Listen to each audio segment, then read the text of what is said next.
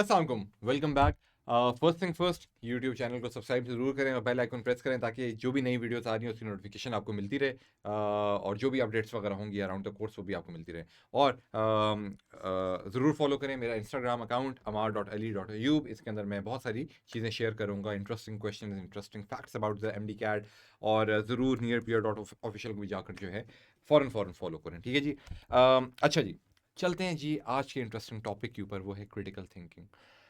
Critical thinking क्या होता है, बात करेंगे इस पे। लेकिन सबसे पहले अगेन वही वाला सवाल, वही वाला वादा मेरा कि पीएमसी के सिलेबस में उठाकर देखते हैं क्रिटिकल थिंकिंग क्या चीज़ है, और फिर मज़ा आपको इस चीज़ का आएगा इंशाल्लाह कि आज हम एक सैम्पल क्वेश्चन के बारे में भी बात करेंगे, ठीक है जी। चले, क्रिटिकल थिंकिंग क्या चीज़ होती है, पीएमसी ये बोल रहा है उसके मुताबिक critical thinking is a process of evaluation which uses logic.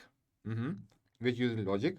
Logic क्या, लॉजिक तो सिंपल सी चीज़ है ना भाई, 2+2=4, ये लॉजिक है। दो एक और एक सेब दो सेब बनते, 1+1=2, दो 2+2=4, सिंपल सी लॉजिक है, ठीक है। क्योंकि ये वाला बंदा जो है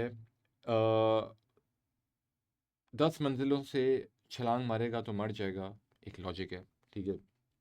अच्छा जी, मिसाल के तौर पे मैं इस शीशे के ग्लास को, क्योंकि मैंने छोड़ा वो ज़मीन पे गिरा टूट गया, तो ये लॉजिक है, सीधी सी बात है, ठीक है। तो लॉजिक समझिए, ये शीशे का ग्लास क्यों टूटा, क्योंकि उसने फेंक दिया था ज़मीन पे। लॉजिकल सी बात है, सीधी सी बात है, ठीक है।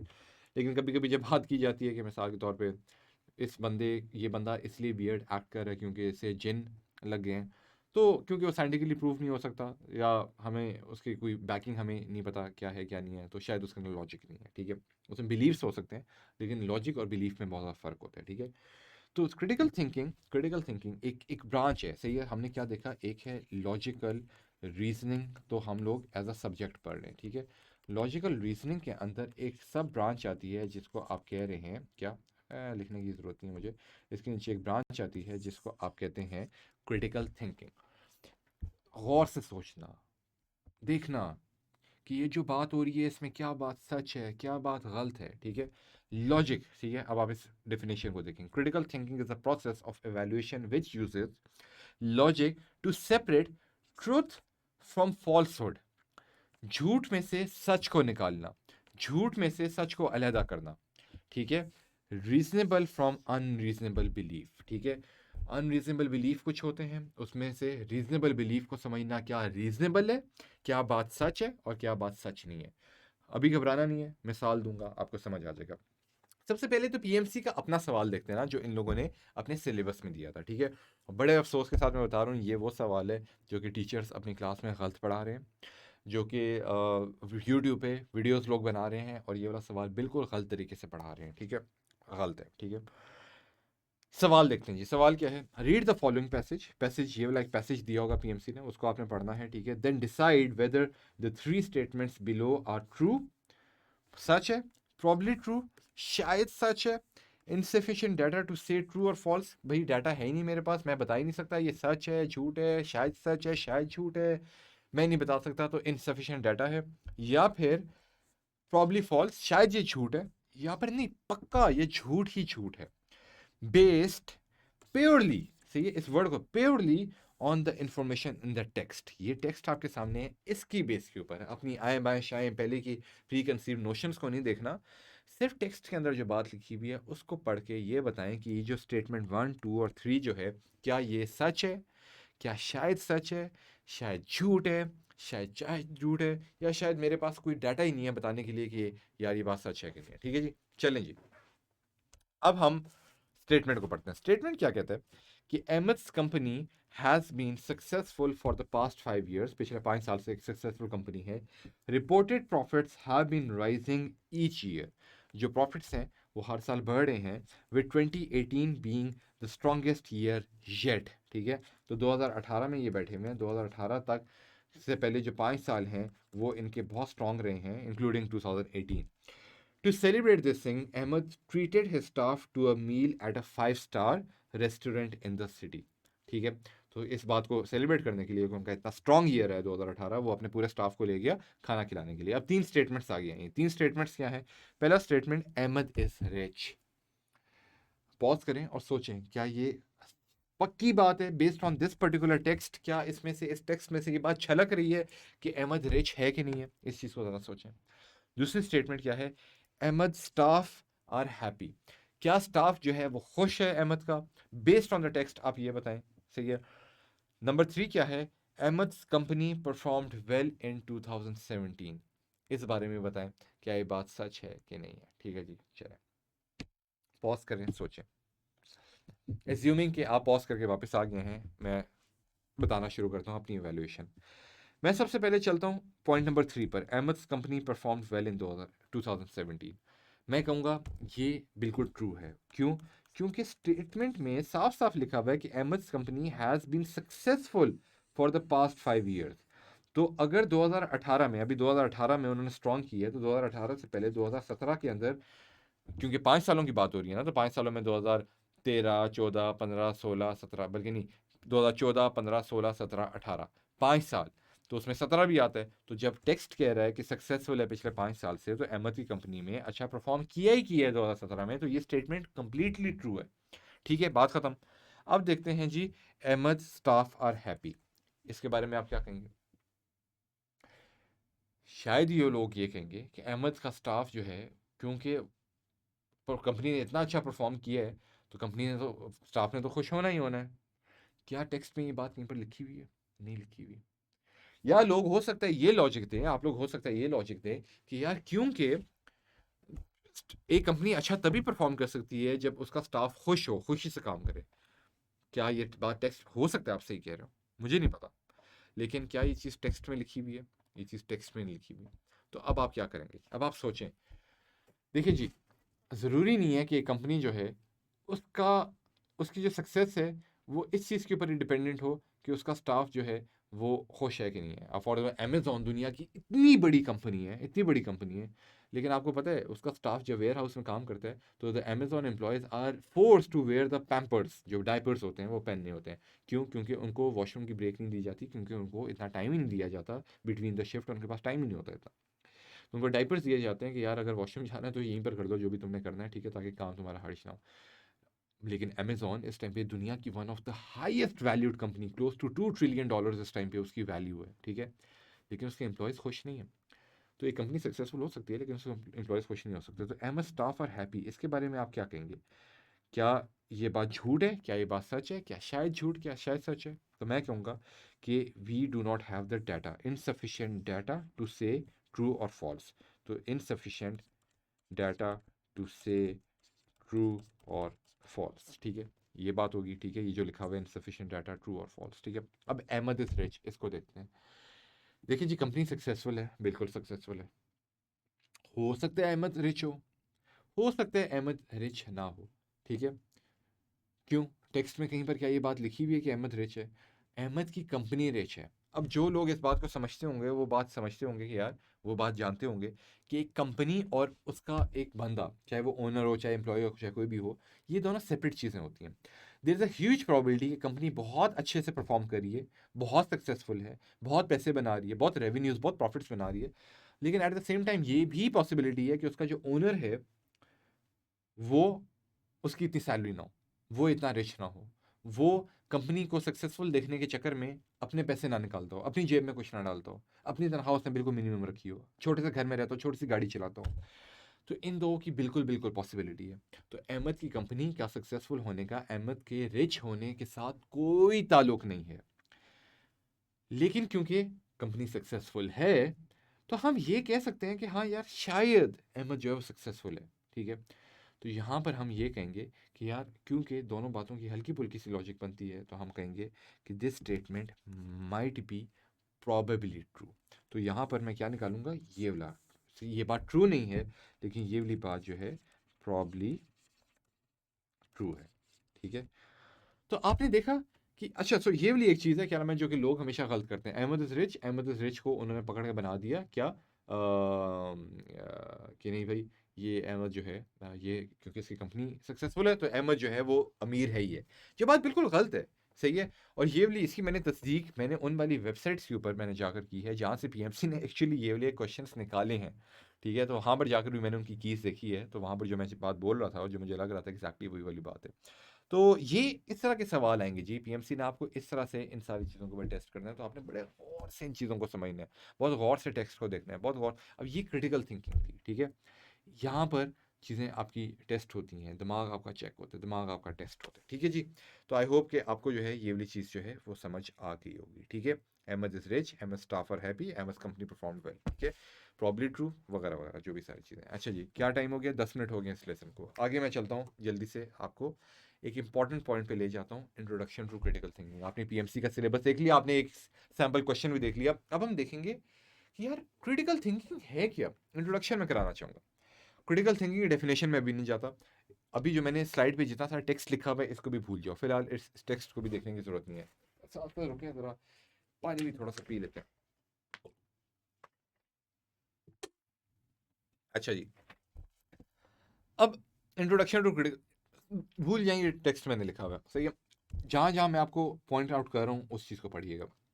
मिसाल के तौर पे मैं आपके पास आता हूँ, सही है, या कोई आपका दोस्त आपके पास आता है, कोई बुजुर्ग आता है, एक ड्राइंग रूम में लोग बैठे हुए हैं, और बात क्या चल रही है, कोई बंदा ये बोलता है कि यार नवाज शरीफ जो है वो सबसे करप्ट तरीन लीडर था, वो बहुत बुरा लीडर था। आपको क्या करना चाहिए? आपको क्या वो चीज़ मान लेनी चाहिए? आपको बोलना चाहिए कि क्योंकि वो एक बुजुर्ग कह रहा है तो शायद सही कह रहा हो, या शायद दोस्त कह रहा हो सही कह रहा है, या शायद मीडिया कह रहा है तो सही कह रहा है, या शायद नैब ने नवाज शरीफ साहब के ऊपर कोई केस बना लिया है तो इसका मतलब यही है कि नवाज शरीफ जो है वो ख़राब लीडर है। ऑपोजिशन में किसी लीडर ने बोल दिया है कि नवाज शरीफ चोर है तो इसका मतलब नवाज शरीफ चोर है। क्या कहेंगे आप? क्या लगता है आपको? सोचने वाली बात है। क्या कोई भी आपको कोई भी बात बोल के चला जाएगा, या कोई भी चीज़ कहीं पर भी किसी भी अखबार में पढ़ लेंगे, या कोई ऑपोजिशन लीडर बोल देगा, या मीडिया पे देख लेंगे, तो क्या आप मान जाएंगे? हम देखते हैं यूट्यूब पर बड़ी इस तरह की चैनल्स होते हैं, हकीकत टीवी और पता नहीं क्या क्या। अमेरिका के सदर ने आखिरकार पाकिस्तान के सदर के आगे सर झुकाई दिया, तो क्या करते हैं आप वो थंबनेल देखते हैं, आप उसको देखते हैं, तो आप क्या मान जाते हैं वो वाली बात? पूछें अपने आप से। दूसरा कोई बंदा आपको ये कहता है मिसाल के तौर पे कि यार इमरान खान जो है वो बेस्ट लीडर है, वो बोलता है घबराना नहीं है, वो सबसे अच्छा काम करता है, वो जवान है, वो ये है वो है, वो इनर्जेटिक है, तो क्या आप मान जाएंगे? आप कहेंगे कि हाँ बिल्कुल ये बात सही हो रही है, ठीक है। शायद आप नहीं मानेंगे, या शायद आप मानेंगे। आपका मानना और ना मानना किस चीज़ पे बेस करेगा, ये डिफाइन करेगा कि आप क्रिटिकल थिंकर हैं कि नहीं है, ठीक है। आपके सामने कोई बंदा आकर बोलता है अपना हाथ दिखाओ, तुम्हारी लकीरें देख के मैं बताऊंगा कि यार तुम्हारी कितनी ज़िंदगी है, तुम्हें बीमारी कब होगी, या तुम सफ़र पे कब जाओगे। क्या उसके पीछे अगर कोई बंदा तुम्हें बताता है और वो फिर तुम्हें बताता है कि यार लॉजिक इसी, ये सितारे ये करते हैं वो करते हैं, क्या तुम आराम से मान जाओगे? हो सकता है मानो, हो सकता है ना मानो, लेकिन जो भी तुम करोगे, हो सकता है कि तुम उस पर मान जाओ, लेकिन तुम्हारे पास क्रिटिकली थिंकिंग के लिए अच्छे आइडियाज़ हैं, अच्छा तरीका है। लेकिन it's very important for you to think critically कि ये जो बात हो रही है ठीक है कि नहीं। अभी क्रिटिकल थिंकिंग क्या होती है मैं उस पर नहीं जा रहा, लेकिन सोचना चाहिए कि यार ये जो बात बोल रहा है कि इमरान खान अच्छा है, नवाज शरीफ बुरा है, एस्ट्रोलॉजी सच है, या फॉर एग्जांपल एक क्लासिक एग्जांपल कि मिसाल के तौर पे आप इमेजिन करें न्यूयॉर्क के अंदर एक अमेरिकन बैठा हुआ है, और उस अमेरिकन वो अमेरिकन बार बार ये देखता है कि यार मुस्लिम टेररिस्ट जो हैं, जो बहुत सारे terrorist, the people who have beard and everything, वो सुसाइड वेस्ट पहनकर कहीं पर जाकर जो है अगर सुसाइड बॉम्बिंग अगर करते हैं, तो आप इमेजिन करें कि वेस्ट में एक बंदा बैठा हुआ, अमेरिका में न्यूयॉर्क में एक अंग्रेज़ बैठा हुआ, अमेरिकन बैठा हुआ, वो अगर ये स्टेटमेंट पास करे कि इस्लाम इज़ अ बैड रिलीजन, और उसकी रीज़न वो ये देना शुरू करता है कि बिकॉज मुस्लिम्स जो हैं दे कमिट सुसाइड बॉम्बिंग, तो आप क्या कहेंगे? आप उसको बोलेंगे नहीं कि यार तुम गलत कह रहे हो, तुम उसके साथ रीज़न करोगे, तुम उसका क्रिटिकली रीज़न करोगे कि नहीं भाई, अगर एक मुस्लिम बॉम्बर अगर कोई चीज़ ख़राब करता है, 9/11 किया या कुछ भी किया, तो that does not make Islam a bad religion. Islam is a beautiful religion that promotes love, peace, coordination, jihad as well जब ज़रूरत हो, लेकिन इस तरह का जिहाद नहीं। तो आप उसके साथ क्रिटिकली रीज़न करने की कोशिश करेंगे, ना कि ये कि क्या आप बोलेंगे कि हाँ यार तुम सही कह रहे हो, नहीं यार तुम गलत कह रहे हो। तुम क्रिटिकली रीज़न करोगे, और आप ये भी कहोगे कि यार जस्ट बिकॉज एक मुस्लिम बॉम्बर ने कहीं पर जाकर सुसाइड अटैक कर दिया तो इसका मतलब तुम इस्लाम को बुरा रिलीजन बोलोगे। तो वो बंदा जो गोरा बैठा हुआ है वहाँ, अंग्रेज़ जो बैठा हुआ है, वो गलत सोच रहा होगा। इसी तरह से आपको अगर कोई आकर बोल देता है कि यार शाहिद अफरीदी बेस्ट कैप्टन रहा है, या नवाज शरीफ वर्स्ट लीडर था, तो ये गलत बात होगी। आपको क्रिटिकली क्वेश्चन करना चाहिए, ठीक है, इन चीज़ों को कि भाई क्या ये बात सच है भी कि नहीं। अब आप इस वाले टेक्स्ट को पढ़ना शुरू करें। अब मैं इस वाले को आपको गो थ्रू कराऊंगा। 14 मिनट हो गए हैं, थोड़ा सा टाइम लूंगा। देखें जी, क्रिटिकल थिंकिंग क्या है? Critical thinking, it is a way of separating truth from the false. ठीक है, पीएमसी का सिलेबस भी ये कह रहा है, मैं भी ये कह रहा हूँ, स्लाइड भी ये कह रही है। ठीक है, कुछ बातें स्टेटमेंट्स होती हैं, उसमें से सच को निकालना, झूठ को अलग करना। ठीक है, सच और झूठ के अंदर आपको अंदाज़ा लगाना कि क्या चीज़ सही है। हम लोग एज ह्यूमन बींग्स ना, हम लोग बाइस्ड होते हैं। आप और मैं हमेशा बाइस्ड हैं। हम लोगों को लगता है कि कंपनी जिसकी अच्छी है उसका मालिक भी अमीर होगा, तो हम लोग कहेंगे कि हाँ भाई, Ali is Ahmed is rich. हम बाइस होते हैं। क्यों हम बाइस होते हैं? हम देखते हैं कि यार जिस बंदे की कंपनी बड़ी है वो बंदा वीगो में चल रहा है। हो सकता है जेब में उसके चवन्नी ना पड़ी हो, लेकिन वीगो में घूम रहा है, तो हम बोल रहे हैं कि यार ये अमीर बंदा है। नहीं, ये चीज़ ज़रूरी नहीं है। ठीक है, हम लोग कहते हैं भाई मीडिया कह रहा है नवाज शरीफ चोर है, तो वो चोर है। हम लोग बाइस्ड होते हैं, हमारी अपनी पर्सनल ओपिनियंस को यूज़ करके हम लोग लोगों के ऊपर लेबल्स लगा लेते हैं। अमेरिकन ने क्या किया था 2000 से लेकर 2010 की दिहाई में? जस्ट बिकॉज उनको लगा कि यार एक मुस्लिम टेररिस्ट ने आकर जो है 9/11 कर दिया, तो इसका मतलब है कि इस्लाम एक बुरा रिलीजन है। तो ये बाइसनेस है उनकी। वो जब भी किसी मुस्लिम को देखते हैं, किसी दाढ़ी वाले शख्स को देखते हैं, तो कहते हैं ये एक टेररिस्ट है। ये उनकी बाइसनेस है। हम ह्यूमंस एज एज इंडिविजुअल्स हम लोग बाइस्ड होते हैं। लेकिन दैट इज़ अ थिंग, हमें बाइस नहीं रहना। ठीक है, हम क्या करते हैं, हमारे सामने कोई आइडिया प्रेजेंट किया जाता है, we don't question the things. हम कोई सवाल उसके ऊपर नहीं उठाते। हम कहते हैं हाँ ये बंदा कह रहा है तो सही कह रहा है, कोई अथॉरिटी कह रही है सही कह रही है, मीडिया कह रहा है सही कह रहा है। We take things for granted. हाँ बस हो रहा है तो हो रहा है, ठीक है, मिस कराओ। Everybody thinks that they are right. आप किसी ड्राइंग रूम टॉक में बैठे होंगे, चार बड़े लोगों को बात करते हुए देखें, ये नवाज शरीफ की हिमायत में है, ये इमरान खान की हिमायत में है। आपस में बात करते करते झगड़ पड़ेंगे। हर बंदे को ये लगता है कि वो सही है। किसी के पास रूम ही नहीं है कि वो क्रिटिकली बैठकर एक दूसरे के आर्गूमेंट्स को सुने और उसको एनालाइज करे, उसको डिसाइफर करे और फिर बताए क्या चीज़ सही है क्या चीज़ गलत है। हमेशा हर इंसान को one must keep an open mind, आपको और मुझे। और ये मैं वो बातें बता रहा हूँ जो कि इस सब्जेक्ट, इस एमडी कैट के लिए या तो सही है, लेकिन अगर आप कोई भी कोर्स और पढ़ रहे हैं या ज़िंदगी में अगर आप चल रहे हैं, तो आपको इस चीज़ को अंडरस्टैंड करना है। Critical thinking is beyond the scope of MD CAT only. ये आपकी लाइफ को सीधा करने के लिए चीज़ बहुत इंपॉर्टेंट है। लाइफ में सक्सेसफुल अगर होना है, तो इस चीज़ को समझना बड़ा इंपॉर्टेंट है कि please do not accept the things on the face value. चीज़ों को क्वेश्चन करें। ये नहीं कि क्या नाम है कि आप जो है क्लोज माइंड रख के बैठे हुए हैं, हाँ भी नवाज शरीफ चोर ही है, गलत बात है। ये इमरान खान बेस्ट लीडर है, ये भी गलत बात है। नहीं, ये बात गलत है। ठीक है, अपना माइंड हमेशा ओपन रखें। ठीक है, जो भी आपके सामने स्टेटमेंट ला रहे हो उसका एविडेंस मांगिए, उसका सबूत मांगिए। नवाज शरीफ चोर है, ठीक है, लेट्स सपोज, क्या सबूत है आपके पास, या क्या सबूत है मेरे पास, या क्या सबूत है आपके दोस्त के पास या आपके अब्बा जान के पास जो नवाज शरीफ के अगेंस्ट है? इस टाइम पे तो कोर्ट के पास भी कोई एविडेंस नहीं है, नैब के पास भी कोई एविडेंस नहीं है, तो एविडेंस के बगैर ही आप लोग समझते हैं कि वो चोर है। जस्ट बिकॉज वो इमरान खान की तरह कूल नहीं है या बड़ी बातें नहीं करता या मीडिया से दूर रहता है, तो आप कहेंगे वो चोर है। गलत बात। मैं नवाज शरीफ की तरह हिमायत नहीं कर रहा, मैं तो शायद उसको जानता भी नहीं, ना कभी ज़िंदगी में उससे मिलूंगा, मुझे क्या लेना देना उससे। लेकिन क्रिटिकली थिंक करने वाली बात है। ठीक है, एविडेंस मांगे। हम एविडेंस नहीं मांगते, चाहे कोई भी चीज़ हो। ये हम, मैं कहता हूँ एस्ट्रोलॉजी ट्रू है कि नहीं है। ठीक है, हम कभी चांद पे गए थे कि नहीं गए थे, सबूत मांगे।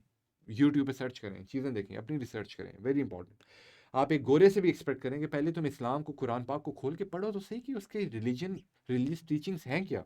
क्रिटिकली थिंक करो, एविडेंस देखो, उसके बाद देखो कि हाँ भाई कुरान में कहीं पर लिखा हुआ है कि नहीं लिखा हुआ कि यार मासूम लोगों को जाकर कत्ल करो। सही है, तो इसलिए किसी मुस्लिम के एक्ट की वजह से इस्लाम को ब्लेम ना करो। ठीक है, जाहिर सी बात आप सही बोलोगे ना भाई, सबूत देखो, कुरान देखो, उसमें कहाँ पर लिखा हुआ है सुसाइड बॉम्बिंग हलाल है। इसलिए इस्लाम को बुरा ना बोलो। मैं बुरा इंसान हो सकता हूँ, मैं एक बुरा मुस्लिम हो सकता हूँ, लेकिन मेरे बुरे या अच्छे होने की वजह से इस्लाम के से कोई ताल्लुक नहीं है। ठीक है, हम we as humans, we as society, we are always surrounded with the information. हर जगह से हमें इन्फॉर्मेशन आ रही है, मीडिया, टेक्नोलॉजी, माँ बाप, दोस्त, अहबाब। ठीक है, कुछ इन्फॉर्मेशन उसमें से गलत भी हो सकती है। हमें हमेशा ये चीज़ सोचनी है। Everything that we see on internet, पिछले दिनों जी एक न्यूज़ आई हुई थी कि पाकिस्तान में, कराची में या पता नहीं सिबी में टेम्परेचर इतना बढ़ गया कि कुछ चीज़ों की ना पिघली हुई सिग्नल, ट्रैफिक सिग्नल था, उसकी पिघली हुई पिक्चरें लगाई हुई थी। गाड़ियों की नंबर प्लेटें पिघली हुई थी, बम्पर पिघले हुए थे। इसी तरह पता नहीं दो चार इस तरह की चीज़ें पिघली हुई थी। ठीक है, तो दिखा रहे थे कि कितना देखो टेम्परेचर बढ़ गए, ये पिक्चरें देखो, चीज़ें पिघलने शुरू हो गई हैं। अरे भाई, वो फेक पिक्चर्स थी, वो फोटोशॉप की हुई थी वो पिक्चर्स, वो कहीं और की पिक्चर्स थी। उसको उठा कर चिपका दिया, ये देखो जी पाकिस्तान में कितनी गर्मी पड़ेगी। तो हम जो भी, या फॉर एग्जांपल हकीकत टीवी या पता नहीं आगे पीछे दो चार चैनल क्या बोलने शुरू हो जाते हैं कि दज्जाल आएगा और ये करेगा और वो करेगा। अरे भाई एविडेंस दो भाई। एवरीथिंग, मैं आप लोगों को बता रहा हूँ, everything that you see on internet is not true. भाई अमेरिका के सदर ने कर दी ऐसी बात, इस्लाम पड़ गया ख़तरे में, भाई मुल्क पड़ गया ख़तरे में। अरे भाई उसके पास हज़ार और काम है करने वाले। हर चीज़ जो तुम इंटरनेट पे देख रहे हो वो सच नहीं है। इमरान खान ने कर दी कोई ऐसी चीज़ कि मोदी सरकार पैरों पे पड़ गई। अरे भाई इंसान बनो यार, क्या बात कर रहे हो? ठीक है? तो जो भी इन्फॉर्मेशन आप अपने अराउंड देख रहे हो, हर इन्फॉर्मेशन सच नहीं है, उसमें से कुछ चीज़ें रॉन्ग भी हो सकती हैं। ठीक है? आपको हमेशा ये चीज़ करनी चाहिए यार, talk to the people who disagree with you. हम लोग क्या करते हैं, हम सिर्फ उन लोगों के साथ दोस्ती रखते हैं जो हमारे साथ एग्री करते हैं। हर वो बंदा जो हमारे साथ डिसएग्री करता है उससे दूर भागते हैं। ये तो बंदा जेनमी है, ये बंदा ख़राब हो गया है, ये बंदा जो है एस्ट्रे है, इस बंदे के साथ हमारी बनती नहीं है, ये बंदा जो है गलत बात सोचता है, इस बंदे के पास दिमाग नहीं है, लॉजिक नहीं है। अरे भाई अपने गिरेबान में भी झांक लो। तो यार try to talk to the people who disagree with you, और टॉक मेच्योरली, आर्गुमेंट करो, अच्छे से आर्गुमेंट करो, लड़ाई झगड़े के लिए नहीं, ठीक है ना? Question your own beliefs too, अपने बिलीव्स जो हैं उनको भी सवाल करो। मेरा ये बिलीफ क्यों है? जस्ट बिकॉज मेरे पेरेंट्स ने मुझे बचपन में एक बात बोली थी तो इसका मतलब मैं इसको मान जाऊँ?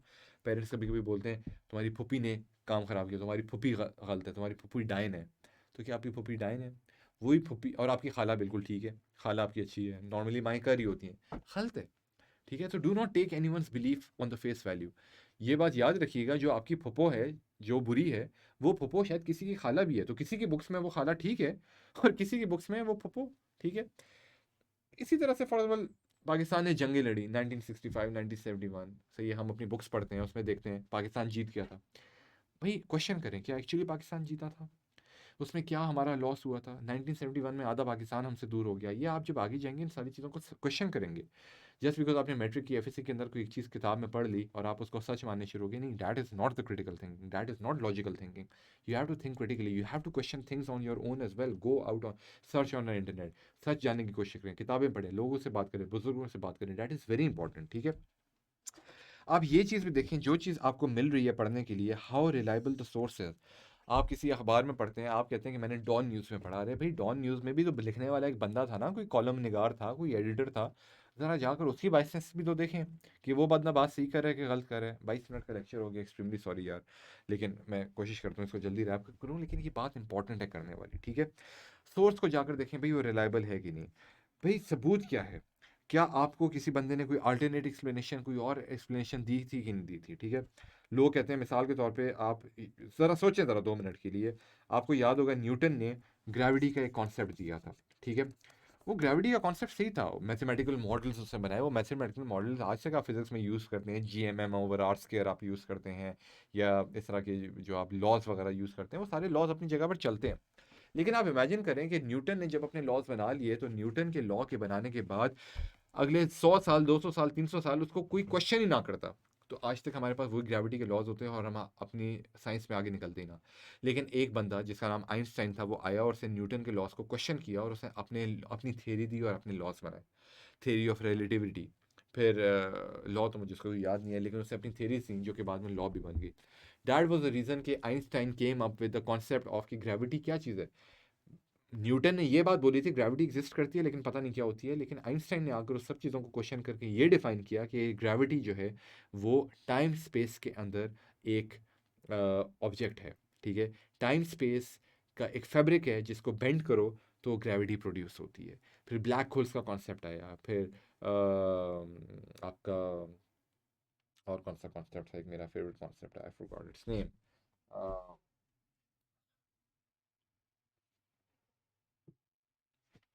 हाँ खैर पता नहीं, मैं नाम भूल गया हूँ। Hole something hole, I don't know, loop hole, पता नहीं। खैर, तो खैर ब्लैक होल्स का concept, Einstein gave the concept of black hole. Why? Because he critically thought about things, and that's why he came up with the logic. कल को आपको for example कोई बंदा बोलता है यार ये वाली दवाई इससे प्रिस्क्राइब करनी है, आप सवाल करेंगे क्यों करनी है, क्या लॉजिक है इसके पीछे। आप क्रिटिकली थिंक करेंगे, आप चीज़ों को क्वेश्चन करेंगे। ठीक है? फार्मास्यूटिकल कंपनी एक दवाई जो है, जो 10 रुपए की प्रोड्यूस करते हैं, 10,000 की बेच रहे हैं, आप उसको क्वेश्चन करें ये क्यों हो रहा है। ठीक है? तो these are very important things in your life. ठीक है? अच्छा जी। फिर please question whatever you see and be suspicious of your likes and dislike. Just because आपको इमरान खान अच्छा लगता है, तो ऐसा ना करें कि किसी बंदे ने इमरान खान के खिलाफ बात कर दी तो आप उसके अगेंस्ट हो गए। नहीं, ये बात गलत है। ठीक है? क्वेश्चन करें एक एक बिलीफ को, भाई आपको क्यों बुरा लगता है, बैठें उस पर बात करें, उस चीज़ को समझें। आप डिसएग्री ज़रूर कर सकते हैं, आपका पूरा पूरा राइट है, लेकिन आप उस पर बात ज़रूर करें। Everything you see on internet is not true, जैसे मैंने अभी थोड़ी देर पहले बात की, ठीक है जी। ये बातें हैं, क्रिटिकली थिंक करने का ये मतलब होता है, ठीक है। आपने चीज़ों को फेस वैल्यू पे नहीं, आपने उनको क्वेश्चन करना है, आपने उनको गौर से देखना है, आपने देखना है क्या सच है क्या सच नहीं है। जब आप इन चीज़ों को अपनी डेली लाइफ के अंदर भी करेंगे ना, तो क्रिटिकल थिंकिंग, लॉजिकल रीजनिंग, ये आपकी फिंगर टिप्स की चीज़ें बन जाएंगी। तो ये चीज़ आपको पढ़ाने का मकसद ये था कि क्रिटिकल थिंकिंग मैं आपको पढ़ा लूँगा, बड़ी आसान है, सवाल करेंगे बड़े आराम से हो जाएंगे। लेकिन मैं एक्चुअली इस मौके को यूज़ करना चाहता था आप लोगों को बेहतर शहरी बनाने के लिए, कि यार बेहतर शहरी बंदा ऐसे ही बन सकता है कि जब एक्चुअली चीज़ों को क्वेश्चन करे। बेहतर शहरी तभी बन सकता है जब ये नहीं कि यार लड़ाई झगड़े और आर्गुमेंट्स इस वजह से बढ़े क्योंकि फलाने ने बात बोली है, नहीं। लॉजिकली क्रिटिकली उस चीज़ को सोचें, उस चीज़ को समझें, उस चीज़ के ऊपर एक्ट अपॉन, फिर उसके बात करें सोच समझ के, ठीक है। तो आई होप कि यार मैंने जो है आपका बहुत ज़्यादा टाइम ना लिया हो और बहुत ज़्यादा आपका टाइम ना वेस्ट किया हो, ये चीज़ें थोड़ी सी ज़रूरी सी बात करने। तो क्रिटिकल थिंकिंग का आपको समझ आ गया क्या होता है। अगले लेसन के अंदर मैं आप लोगों को चार चीज़ें हैं, evaluating arguments, assumption, inference, deduction, critical thinking exactly होती क्या है, इन चीज़ों पे ले जाऊंगा। अभी इन वर्ड्स को देख के डरना नहीं है, अभी बस जो मैंने चीज़ें बताई हैं उसको गौर से देखें और वीडियो को पॉज करके थोड़ी देर सोचें। ये जितनी बातें मैंने आपके सामने लिखी हुई है ना, आपकी ज़िंदगी में क्या चीज़ें हैं जो सही हैं, योर लाइक्स योर डिसलाइक्स, कौन सी चीज़ें जिसके ऊपर आप इम्पल्सिव हो जाते हैं, इम्पल्सिव होना उन पर बनता है कि नहीं बनता, ये कुछ चीज़ें हैं, इनके ऊपर थोड़ा सोचें, वक्त लें। और एम्प्टी कैट तो होता रहेगा, इंशाल्लाह आप अच्छा भी करेंगे। लेकिन ज़िंदगी में अच्छा शहरी बनने के लिए कभी थोड़ा सा बैठकर क्रिटिकली अपनी ज़िंदगी को भी सोचें। सोचेंगे एम्प्टी कैट तो अच्छा होगा ही होगा, क्या पता आप अच्छे इंसान भी बन जाएं इंशाल्लाह। तो अगेन सॉरी मुझे इतना टाइम बर्दाश्त करने के लिए, लेकिन आई होप मैंने आपकी ज़िंदगी में कुछ पॉजिटिव आज कंट्रीब्यूट किया होगा। नेक्स्ट लेसन के अंदर इंशाल्लाह हम सिर्फ और सिर्फ क्वेश्चंस, प्रैक्टिस और इसके अलावा हम कोई और चीज़ें देखेंगे। सही है। तो again follow me on my Instagram amar.ali.ayub। बहुत इंटरेस्टिंग बातें उसके अंदर और भी इंशाल्लाह हम करेंगे। ख्याल रखें अपना बहुत बहुत। अल्लाह हाफिज़।